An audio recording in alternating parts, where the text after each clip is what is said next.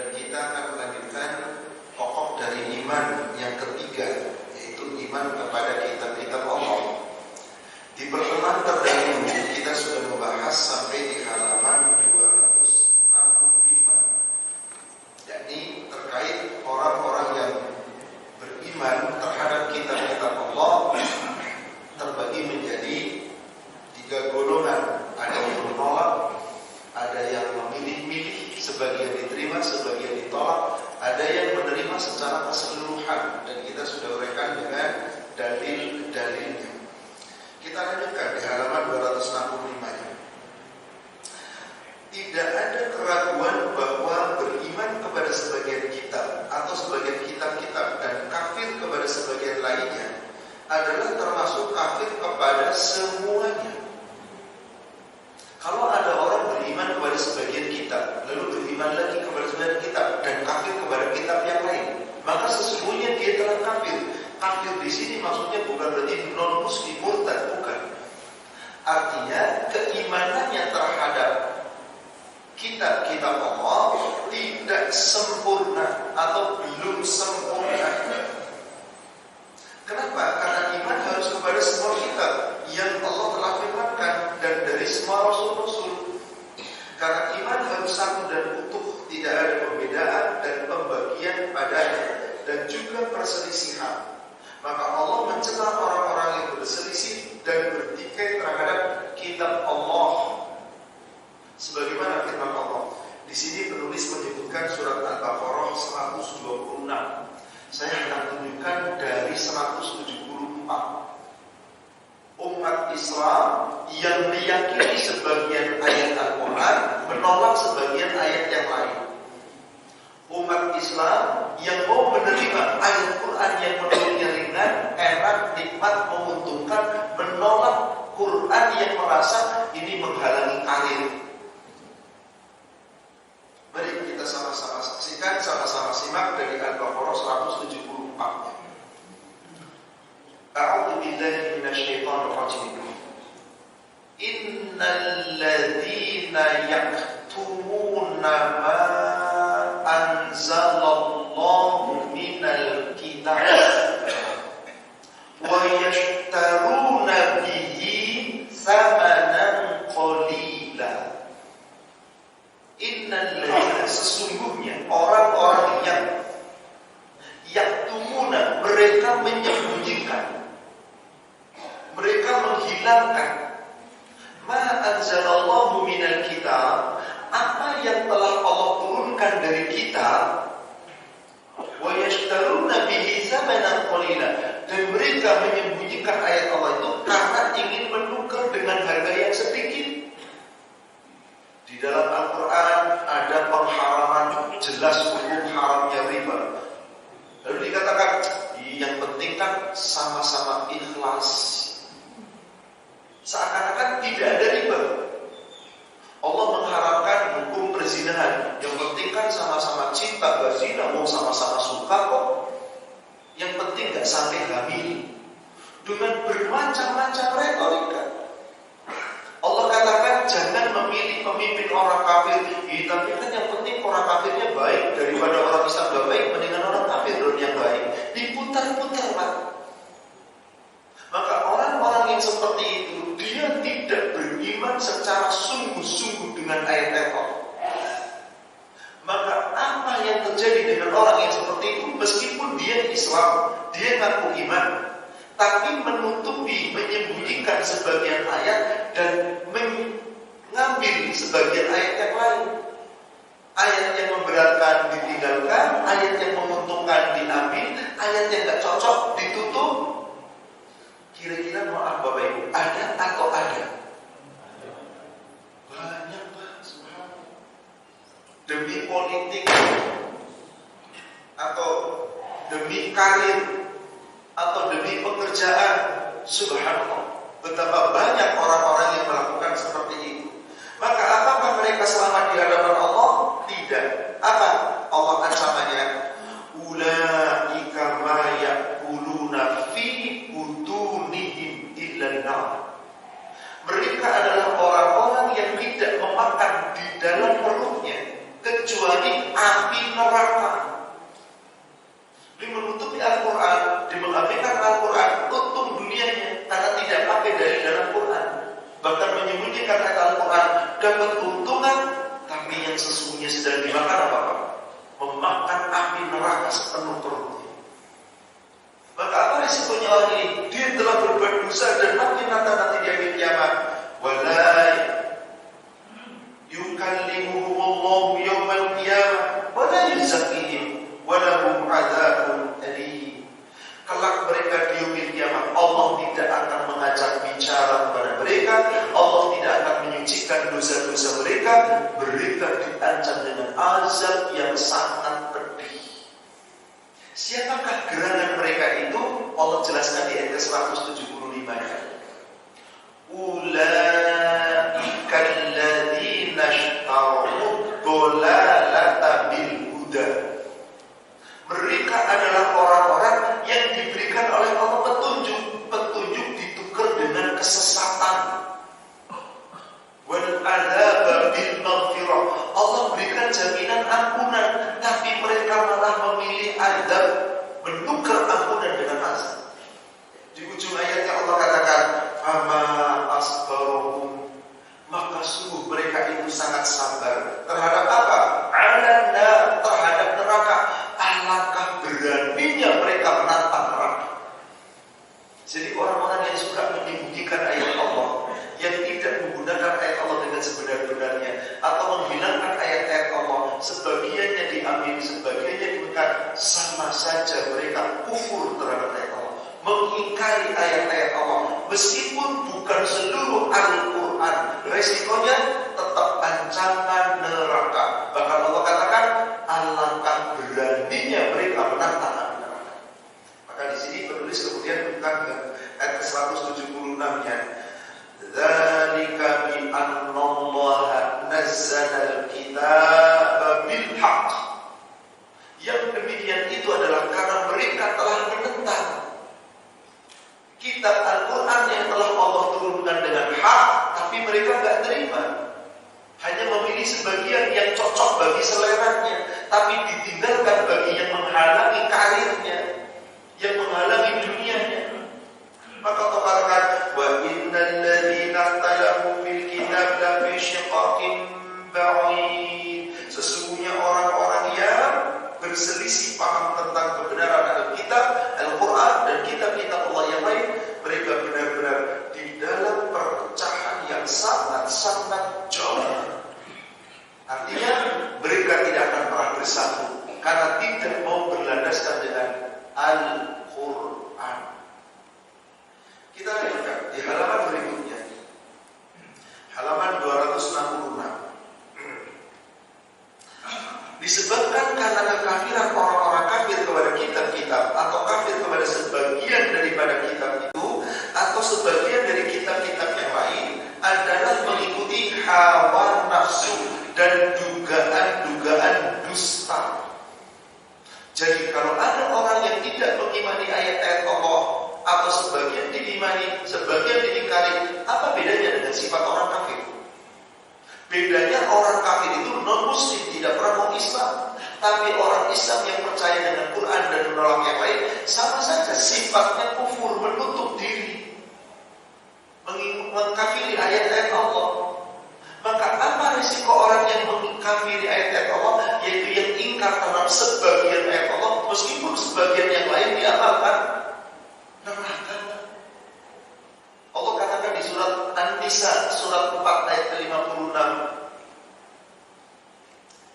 Innal ladzina kafaru bi ayatillah. Sesungguhnya orang-orang yang mengingkari ayat-ayat Allah, gak usah semua ayat, sebagian aja diingkari. Ada ayat Allah yang tidak menguntungkan diingkari, oh enggak ada ayat ini, enggak begitu maksudnya. Diputar-putar, Pak, enggak sesuai dengan apa yang Allah inginkan. Ingkar terhadap ayat Allah. Kelak resikonya apa? Saufa nusallihim nara. Kelak Allah pasti akan masukkan mereka ke dalam neraka. Artinya mereka bisa terkena resiko azab neraka lebih dulu.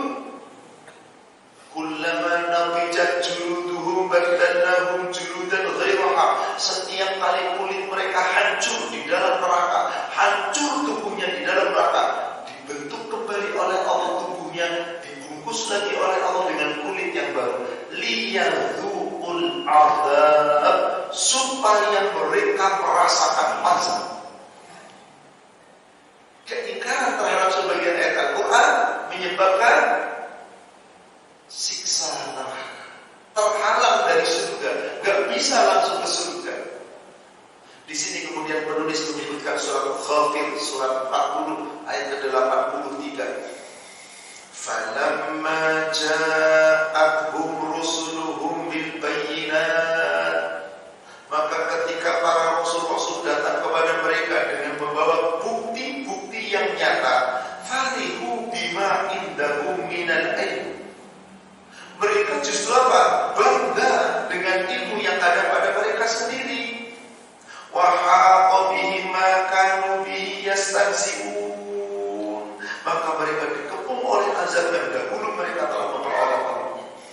Apa maksudnya?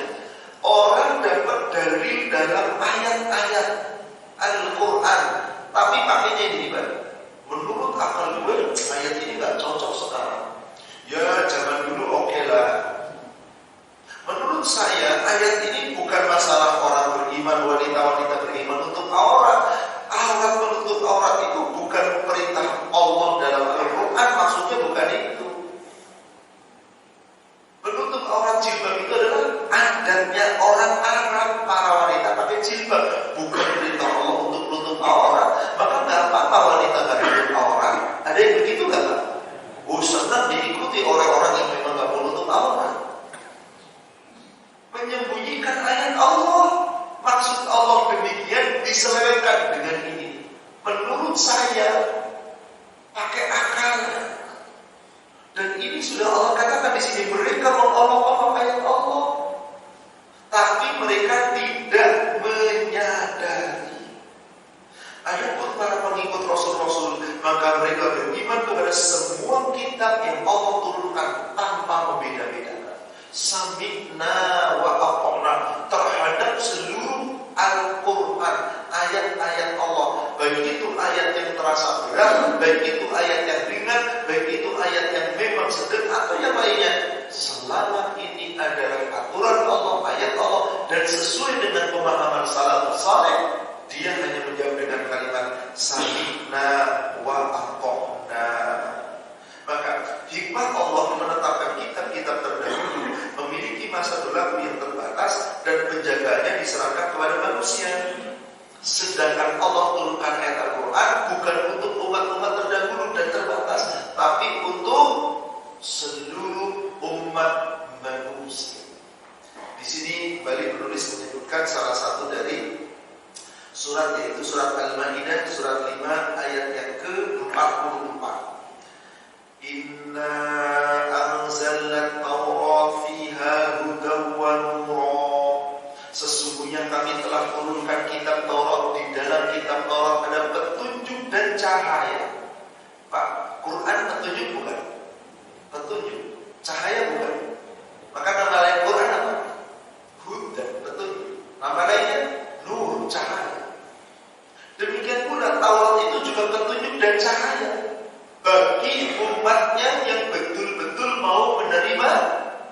Tapi kira-kira Pak, Taurat yang sekarang dipahami oleh orang-orang Yahudi, kira-kira memahami Taurat sesuai dengan Taurat yang asli yang Allah firmankan kepada Nabi Musa atau sudah diselewengkan? Mereka tidak menjalankan dengan murni. Mereka sudah berubah-ubah. Padahal Taurat itu adalah hudan wa nura. Maka dikatakan di sini, yahkumu bihan nari, dan menetapkan sebagai hukum dari nabi-nabi. Itu para nabi-nabi menghukumi dengan kitab Taurat itu selama ketika ada Nabi Musa, Harun, terus seterusnya sampai sebelum turun Nabi Isa, sebelum turun Nabi Daud. Begitu ada Nabi Daud, Musa kitabnya sudah tidak berlaku lagi, karena Allah telah sempurnakan ada di kitab Taurat. Kitab Taurat diikuti oleh nabi-nabi sampai datang Nabi Isa, datanglah kitab Injil. Dengan adanya Injil,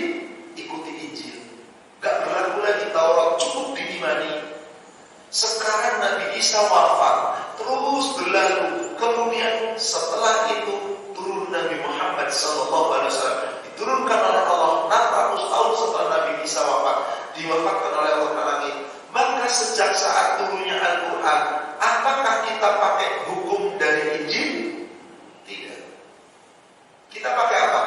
Hukum dari Al-Quran. Tidak berlaku lagi hukum yang ada di Injil, karena sudah disempurnakan.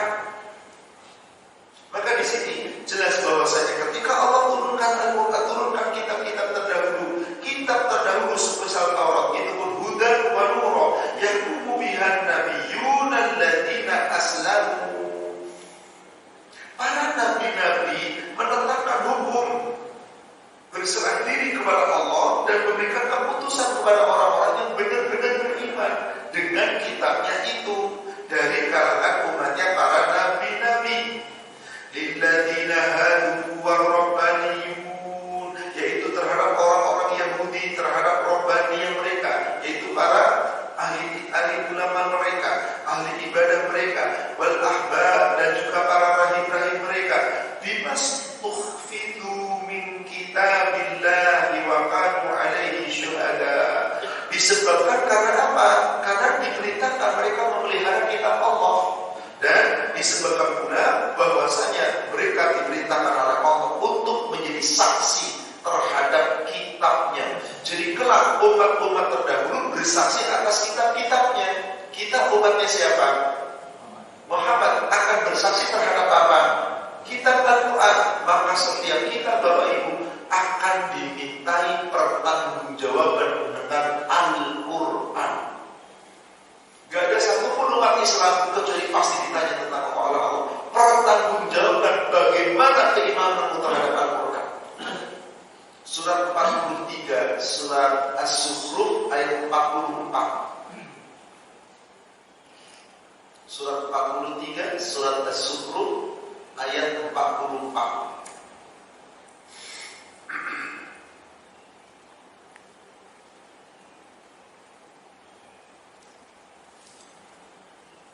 Allah Subhanahu wa ta'ala berfirman,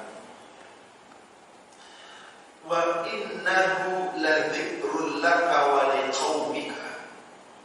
Sungguh dia, yaitu kitab Al-Quran, benar-benar suatu peringatan bagimu ya Muhammad, wa liqaumika, dan juga peringatan bagi kaummu, wasawfa tus'alun, dan sungguh benar-benar kamu semua akan dimintai pertanggungjawaban.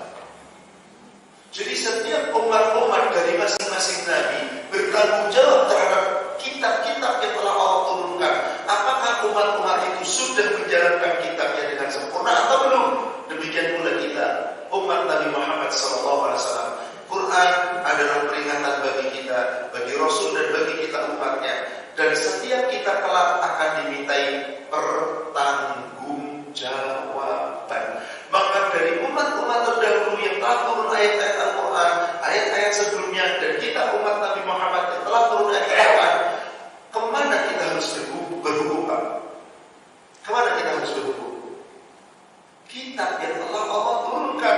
Kalau umat terdahulu berhukumnya dengan apa? Umatnya Nabi Musa ketika itu Taurat berhukum dengan Taurat. Umatnya Nabi Daud berhukum dengan kitab Zabur. Umatnya Nabi Isa berhukum dengan kitab Injil. Kita umatnya Nabi Muhammad berhukum dengan apa? Al-Quran. Karena ini usulnya hukum, ketetapan, aturan, syariat, perintah, larangan. Di mana adanya Pak? Sempurna di dalam Al-Quran. Bukankah Rasulullah SAW telah bersabda, aku tinggalkan dua perkara untuk kalian. Taraktukum amrayn. Aku tinggalkan untuk kalian dua perkara. Siapa yang berpegang teguh dengan dua perkara ini tidak pernah akan sesat selama-lamanya. Dan untuk Anda gak pernah sesat selama-lamanya. Apa itu Pak dua perkara itu? Al-Quran, Al-Hikmah, Al-Kitab, As-Sunnah, Al-Quran, Al-Hadis. Dan ini sudah menjadikan jaminan. Kenapa? Karena Quran itu dijaga, Allah yang menjaga. Maka Quran tidak mungkin didatangi dari sesuatu yang batil. Gak bisa didatangi oleh syaitan, oleh orang-orang kuat. Mau diselewengkan kayak apa? Allah jaga Al-Quran.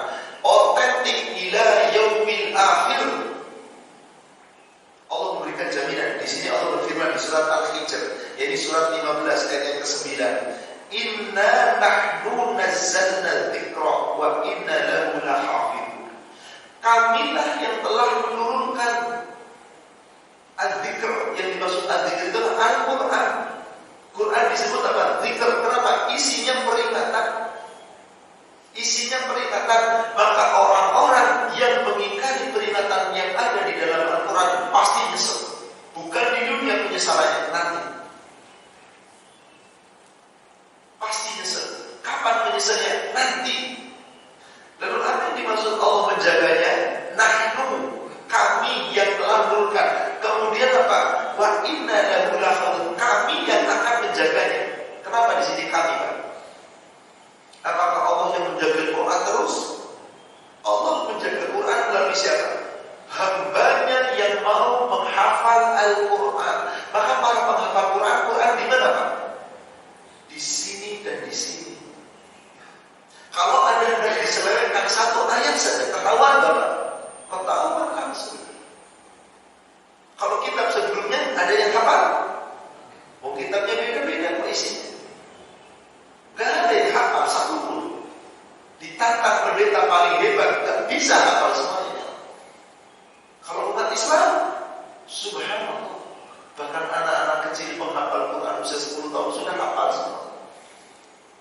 Artinya apa? Dijaga di sini bukan Allah menjaga secara langsung diri sendiri, melalui umat Islam, melalui hambanya Allah yang betul-betul mencintai Al-Quran, dijaganya Al-Quran, dihafalnya Al-Quran, dipelajarinya Al-Quran, dipahaminya Al-Quran, diamalkannya Al-Quran.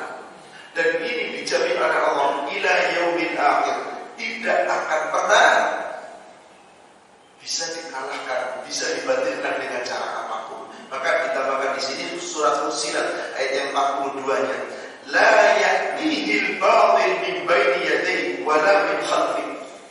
Quran tidak bakal akan didatangi kebatilan, baik dari depan maupun dari belakang. Wala min khalfihi, dari depannya maupun dari belakangnya, di masa lalu sampai masa yang akan datang, ila yaumil qiyamah.